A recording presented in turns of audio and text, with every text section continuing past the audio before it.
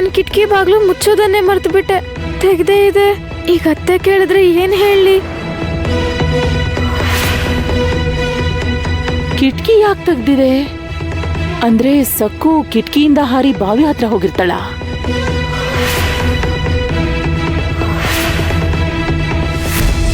ನೋಡು,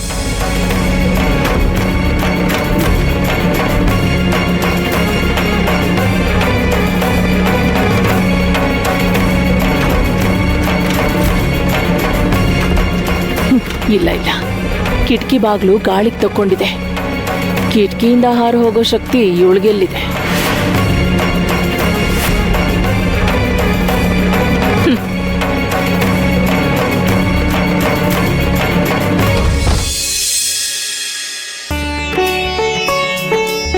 ಪಾಂಡುರಂಗ, ಅತ್ತೆ ಹೊರಟು ಹೋದ್ರು, ನಾವು ತಪ್ಪಿಸ್ಕೊಂಡ್ವಿ. ಒಳ್ಳೆ ವಿಷಯ ಅಲ್ವಾ?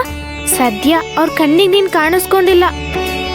ಪಾಂಡುರಂಗ, ನಿನಗ್ ತುಂಬಾ ಹಸುವಾಗ್ತದೆ ಅಲ್ವಾ? ಇರು, ಊಟ ಮಾಡುವಂತೆ.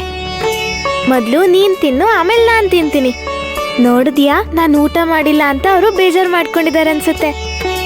ಅವರೇ ನಮಗೋಸ್ಕರ ಈ ತಟ್ಟೆಲಿ ಊಟ ಕಳಿಸಿದ್ದಾರೆ. ತಗೋ, ತಿನ್ನು ತಿನ್ನು.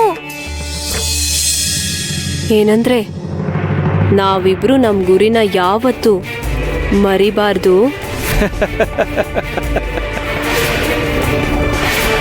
ನಮ್ಮ ಗುರಿ, ನಮ್ಮ ಆಶಯ ಎರಡು ಖಂಡಿತವಾಗ್ಲೂ ನೆರವೇರುತ್ತೆ. ನೀನ್ ಚಿಂತೆ ಮಾಡಬೇಡ ಯಮುನಾ. ಹೊತ್ತಾಯ್ತು, ಮಲ್ಕೊಳ್ಳೋಣ. ನಾಳೆಯಿಂದ ನಾನು ಮುಂಜಾನೆ ಬೇಗ ಎದ್ದೊಳ್ಬೇಕು ಕಣ್ರಿ. ಹಾಗಾ? ಯಾಕೆ?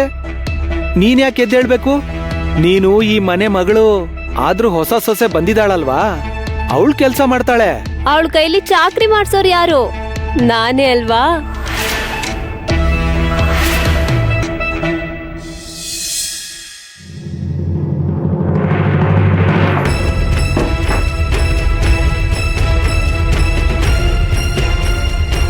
ಅಯ್ಯೋ ಅಯ್ಯೋ, ಹೊತ್ತಾಗಿದೆ, ಇನ್ನೂ ನಿದ್ರೆ ಮಾಡ್ತಿದ್ದಾಳೆ. ಏ ಸಕ್ಕು, ಸಕ್ಕು,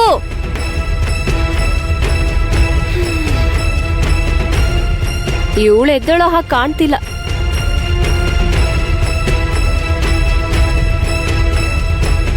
ಅಮ್ಮ,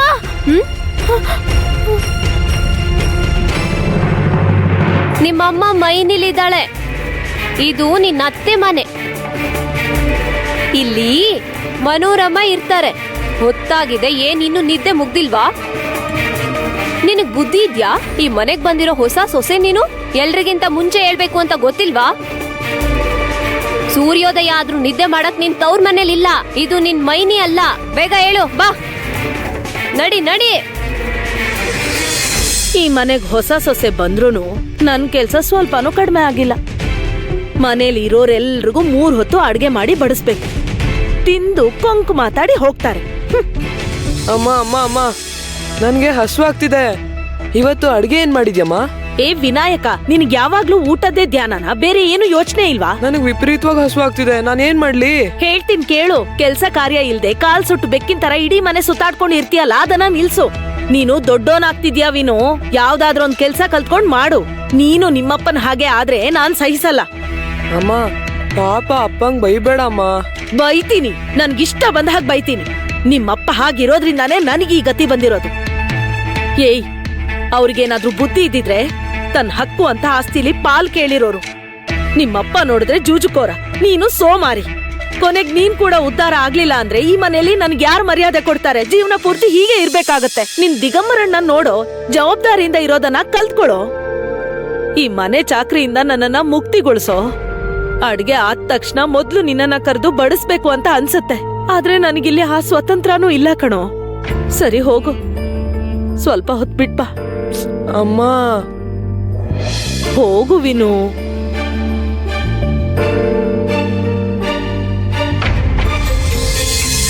ಇವ್ ದೊಡ್ಡೋನಾಗಿ ಸಂಪಾದನೆ ಮಾಡಿದಾಗ ಆವಾಗ ನೋಡ್ಕೋತೀನಿ ಆ ಮನೋರಮ ಕತೆನ. ಅವಳನ್ನ ಬಿಡಲ್ಲ, ನನ್ ಸೇಡು ತೀರಿಸ್ಕೋತೀನಿ. ಅವಾಗ ನಾನ್ ಕೂಡ ಮೈ ತುಂಬಾ ಒಡವೆ ಹಾಕೋತೀನಿ, ಮಹಾಲಕ್ಷ್ಮಿ ತರ.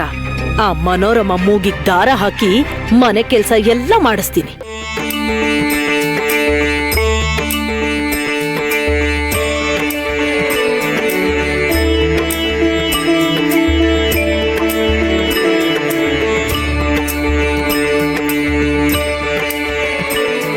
ಪಾಂಡುರಂಗ, ನನಗ್ ಹೂವಿನ ಹಾರ ಸಿಗ್ಲಿಲ್ಲ, ಆದ್ರೆ ಇಲ್ಲಿ ನೋಡು, ನಿನ್ಗೋಸ್ಕರ ನಾನು ಹೂ ತಂದಿದ್ದೀನಿ.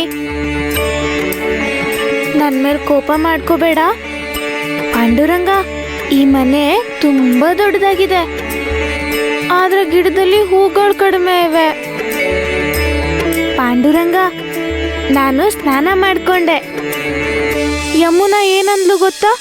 ನಿನಗೆ ಯಾಕೆ ಬಿಸಿ ನೀರು, ತಣ್ಣೀರಲ್ಲಿ ಮಾಡ್ಕೊ ಅಂದ್ಲು. ಸರಿ ಅಂತ ಹೇಳಿ ತಣ್ಣೀರಲ್ಲೇ ಸ್ನಾನ ಮಾಡ್ದೆ. ಮೊದಲು ಸ್ವಲ್ಪ ಚಳಿ ಅನ್ನಿಸ್ತು, ಆದ್ರೆ ಅವ್ರು ನಿನ್ನ ಬಾವಿಯಲ್ಲಿ ತಣ್ಣೀರಲ್ಲಿ ಬಿಸಾಕಿದ್ರು, ಹೌದಲ್ವಾ? ನೀನೇನೋ ನನಗೋಸ್ಕರ ಸಹಿಸ್ಕೊಂಡೆ, ಹಾಗೆ ನಾನು ಇವತ್ತು ಸಹಿಸ್ಕೊಂಡೆ. ಇಲ್ಲಿ ನೋಡು ಪಾಂಡುರಂಗ, ನಮ್ಮ ಅತ್ತೆ ಕೋಪ ಪೂರ್ತಿಯಾಗಿ ಕಡಿಮೆ ಆಗೋವರೆಗೂ ಎಲ್ಲಾದ್ರೂ ಒಂದ್ ಕಡೆ ಹೀಗೆ ತಲೆ ಮರೆಸ್ಕೋಬೇಕು. ಏನ್ ಸಿಗುತ್ತೋ ಅದನ್ನೇ ತಿನ್ಬೇಕು. ಮೈನೇಲ್ ಸಿಗೋ ಥರ ಇಲ್ಲಿ ನನಗೆ ಬೆಣ್ಣೆ ಸಿಗೋದಿಲ್ಲ. ನನ್ನ ಕಷ್ಟ ಅರ್ಥ ಮಾಡ್ಕೋ. ಸರಿ, ಹಾಗಾದ್ರೆ ನಾನು ಹೋಗ್ಬರ್ತೀನಿ. ನಾನು ಮಾಡ್ಬೇಕಾಗಿರೋ ಕೆಲಸಗಳು ತುಂಬಾ ಇವೆ. ನಾನು ಹೋಗಿಲ್ಲ ಅಂದ್ರೆ ಅವ್ರು ಬಂದ್ಬಿಡ್ತಾರೆ, ನನ್ನ ಮೇಲೆ ಜೋರಾಗಿ ಕಿಡ್ಚಾಡ್ತಾರೆ. ಹೋಗ್ಬರ್ತೀನಿ.